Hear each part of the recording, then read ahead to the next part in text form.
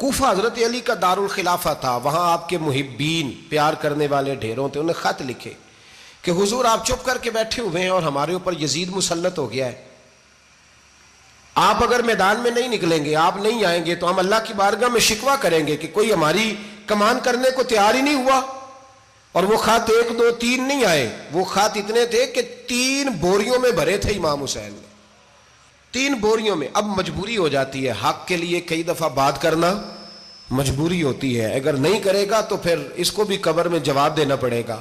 امام علی مقام رضی اللہ تعالی عنہ نے مکے میں اب لوگوں کو جمع کیا مشورے کے لیے۔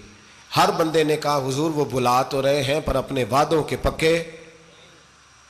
پکے بڑے کم لوگ ہوتے ہیں، بڑے کم لوگ، جسے زندگی ہو پیاری وہ یہیں سے لوٹ جائے۔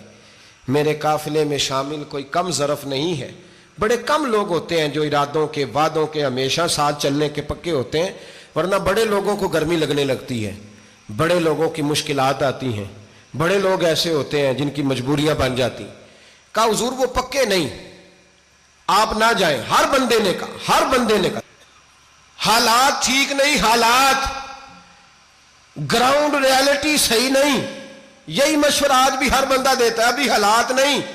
اتنے خراب حالات کبھی نہیں ہوئے تھے جتنے امام حسین کے دور میں تھے، لیکن فرمایا میں دین کے خلاف غلط حکمران کو مسلط ہونے کی اجازت مزاحمت کروں گا، مخالفت کروں گا۔ امام کہنے لگے کوئی بات نہیں، وہ میرے ساتھ چلے نہ چلے لیکن میں کوفے جاؤں گا، وہ لوگ میرے ساتھ کھڑا ہونے کو تیار ہے تو وہ جھوٹ ہے یا سچ ہے پر میں چلوں گا۔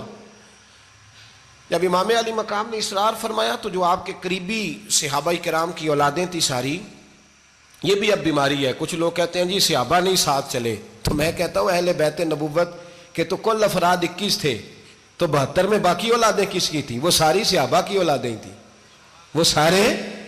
پتہ نہیں کیوں اس طرح کا فلسفہ بیان کیا جاتا ہے جس میں حالات خراب ہو۔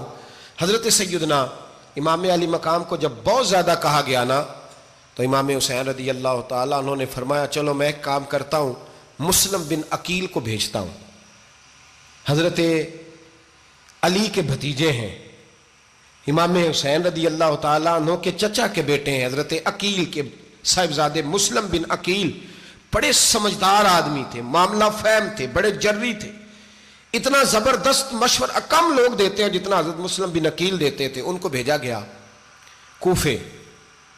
اب اس میں بڑی تفصیل ہے، وہ اپنے 2 بچے بھی لے گئے۔ جب وہ کوفے پہنچے نا تو کوفے پر جناب نعمان بن بشیر کی حکومت تھی، آپ گورنر تھے اور اہل بیت سے بڑی عقیدت رکھنے والے، نرم رویہ۔ عبید اللہ ابن زیاد کوفے کا گورنر نہیں تھا، یہ کسی اور علاقے کا تھا۔ جب آپ وہاں پہنچے تو نعمان بن بشیر نے دیکھا کہ حضرت مسلم بن عقیل آئے ہیں تو لوگ دوڑے ان کی بیعت کرنے، بھاگے، اتنے لوگ جمع ہوئے کہ ایک دن میں 17,000 آدمی نے بیعت کر لی۔ تو تم پتہ ہے نا جڑا الیکشن لڑتا ہوں راتی جیت کے سوندا ہے، وہ فاتح ہوتا ہے، ہر روز جیتتا ہے، پتہ اسی دن چلتا ہے جس دن الیکشن کا ریزلٹ اناؤنس ہوتا ہے۔